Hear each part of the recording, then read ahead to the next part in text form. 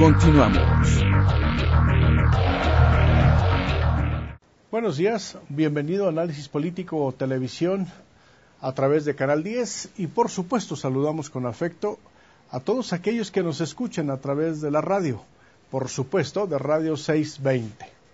Este sábado 2 de mayo hemos dividido nuestro contenido noticioso básicamente en varios ejes centrales.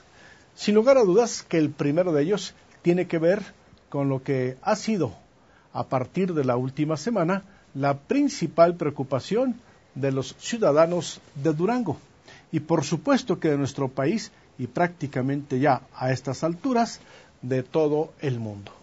Se trata de la epidemia del virus de la influenza.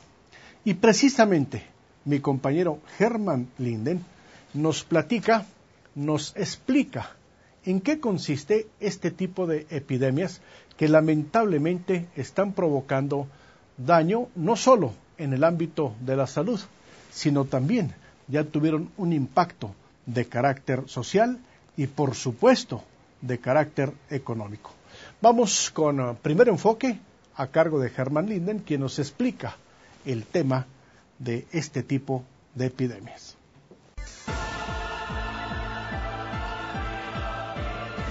Los titulares de los noticieros, periódicos y revistas del país es el mismo: la influenza porcina. ¿Qué es la influenza?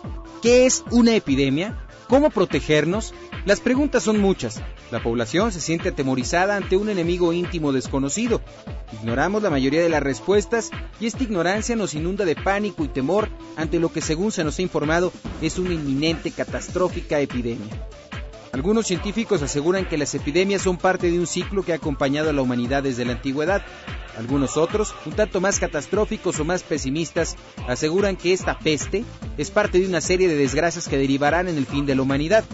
Y otros, un poco más escépticos a las cuestiones sociales, religiosas e incluso científicas, aseguran que esta gripe cochina es una farsa de los grandes gobiernos para desviar la atención de la crisis económica mundial. La gripe, gripa o influenza es una enfermedad infecciosa de aves y mamíferos causada por un tipo de virus de ARN. El origen de las palabras gripe o gripa proviene del francés y la palabra influenza proviene del italiano. Significa influencia, ya que en la antigüedad se creía que la enfermedad era influenciada por las alineaciones astrológicas. El virus de la gripe comprende 5 géneros: influenza virus A, influenza virus B, influenza virus C, Isavirus y Togotovirus. Solo los 3 primeros influenza virus son causantes de gripe. El virus de la llamada influenza porcina, el cual nos aqueja en estos momentos, es del género de influenza virus C y de influenza virus A, H1N1 y H5N1. La humanidad ya había sufrido en distintas ocasiones del azote epidemiológico de estas enfermedades, de ahí que algunas personas los consideren cíclicos. España, primavera de 1918. Un virus de gripe aviaria mutó a una variante humana bastante severa, causando una pandemia en tan solo pocos meses. Estados Unidos. El 5 de febrero de 1976, un soldado manifestó sentirse agotado y débil. Murió al día siguiente y 4 de sus compañeros tuvieron que ser hospitalizados. 2 semanas luego de su muerte, se anunció por parte de autoridades de salud que la causa fue debida a un virus de gripe porcina y que esa cepa específica parecía estar estrechamente relacionada con la cepa involucrada en la pandemia de gripe de 1918. Filipinas. El 20 de agosto del 2007 se investigó la aparición de gripe porcina en la región de Nueva Écija y Luzón Central. El gobierno continuó su investigación hasta que 7 días después decidió lanzar la alerta roja al haberse contaminado la mayoría de las granjas porcinas del país. La palabra epidemia tiene su origen del griego epi, que es sobre, y demos, pueblo, y es el término actual utilizado para definir una enfermedad ampliamente extendida que afecta a individuos de una o varias poblaciones. Cuando una epidemia se restringe a un área geográfica limitada, país o estado, recibe el nombre de endemia. Si la epidemia traspasa fronteras geográficas establecidas y llega a ser de carácter continental o mundial, recibe el nombre de pandemia.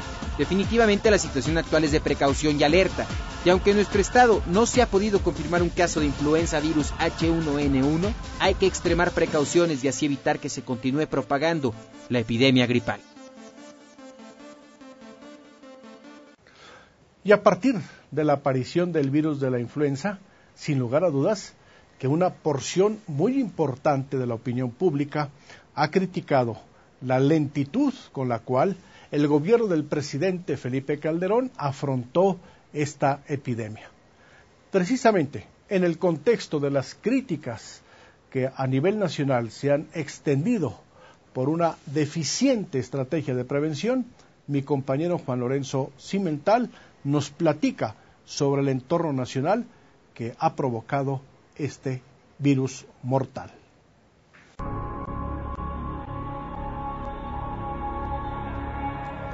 La crisis por la influenza representa un nuevo desafío para Calderón, quien estaba enfrascado de lleno en la violenta guerra contra el narcotráfico y enfrentando una desaceleración económica.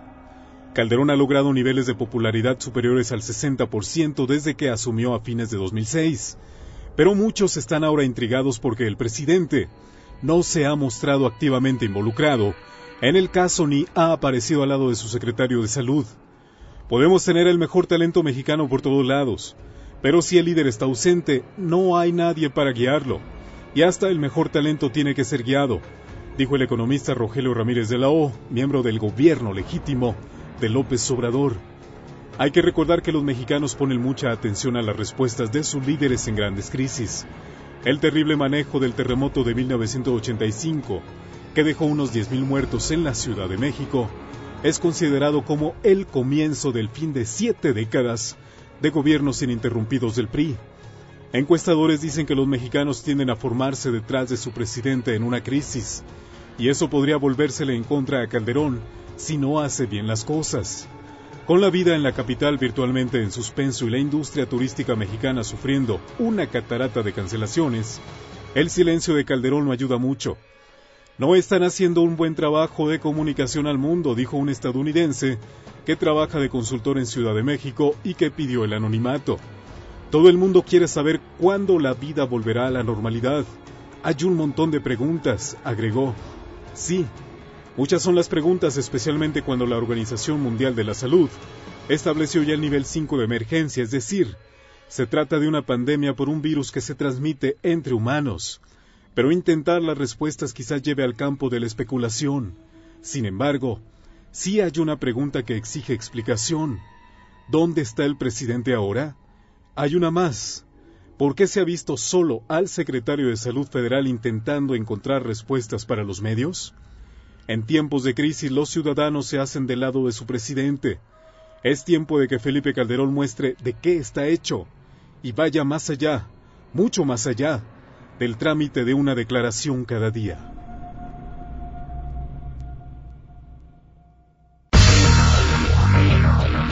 Háblenos 836-0736 y 836-1767.